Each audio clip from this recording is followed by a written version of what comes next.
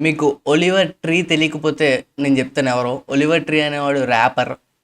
నిన్నే జస్ట్ హెలికాప్టర్లు 2 క్రాష్ అయ్యాయి. బూమ్! అది ఎలానో కూడా నేను చెప్తాను. అది మిస్టరీ ఏంటో, మైకేల్ జాక్సన్‌కి, 'ఒలివర్ ట్రీకి' సంబంధం ఏంటో వాళ్ళిద్దరు చనిపోవడానికి చెప్తాను నేను. మీరు చూడండి. ముందుగా మీకు 'ఒలివర్ ట్రీ' ఎవరో తెలియకపోతే ఈ సాంగ్‌లు వినండి.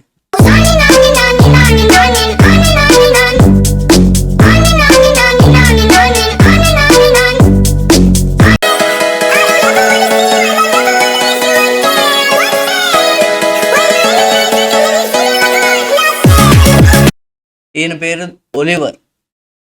ఈయన గురించి ఎందుకు చెప్తున్నాను అంటే, ఈయన 2 హెలికాప్టర్ల మధ్య గుద్దుకొని చనిపోయారు కదా! ఆ 2 హెలికాప్టర్ల వీడియో కూడా చూపిస్తాను. ఇది చూడండి. అది చూడు, 2 హెలికాప్టర్లు గుద్దుకొని వెంటనే పార్కింగ్ లాట్‌లో పడిపోతాయి. పార్కింగ్ లాట్‌తో పాటు ఎంతమంది ఉన్నారో హెలికాప్టర్‌లో, ఆ నలుగురు ప్లస్ పార్కింగ్ లాట్‌లో ఇద్దరు మొత్తం చనిపోయారు. 6గురు చనిపోయారు. చూడండి. ఆ హెలికాప్టర్‌లో పడిపోతుంది అలా పార్కింగ్ లాట్‌లో. అలా ఉంటది మరి.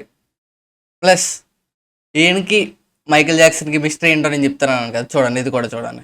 Just got word that my ఈయన పేరు ఒరిజినల్ పేరు స్కాట్ ఏదో అంట. album is no longer coming out. Love You Madly, Hate You Badly is officially canceled, and I'm parting ways with Atlantic Records. రికార్డ్స్‌తో అంటే రికార్డ్స్‌ని, ప్రొడక్షన్ హౌస్‌ని వదిలేసుకుందాం అనుకుంటున్నారు. సోలో ర్యాపర్‌గా అవుదాం అనుకుంటున్నారు, ఇండిపెండెంట్ ర్యాపర్‌గా. కానీ అది రికార్డ్స్‌కి నచ్చక ఈయన్ని చంపించారు అని వస్తుంది. Same with Michael Jackson. నీకు చిన్నపిల్లలు పిడో అనే ఎలిగేషన్స్ ఎందుకు వచ్చాయి? సోలో ర్యాపర్ అవుదాం అనుకున్నారు, సోలో ఆర్టిస్ట్ అవుదాం అనుకున్నారు, ఇండిపెండెంట్ ఆర్టిస్ట్ అవుదాం అనుకున్నారు. Michael Jackson same happened with him.